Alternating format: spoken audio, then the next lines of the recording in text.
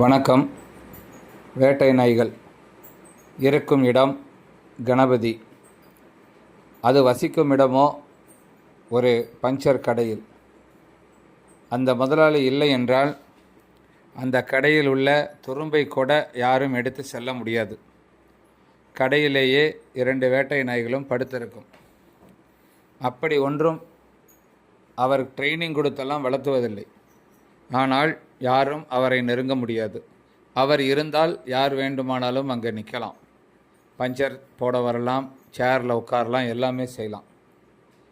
இந்த நாய் தெருவெங்கும் சுற்றி திரிந்தாலும் அது கரெக்டாக தன்னுடைய முதலாளியுடைய கடைகளின் மீது கவனமாக இருக்கும்.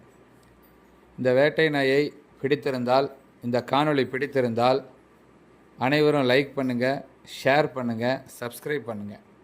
முடிஞ்ச அளவுக்கு உங்களுடைய வாட்ஸ்அப் குரூப்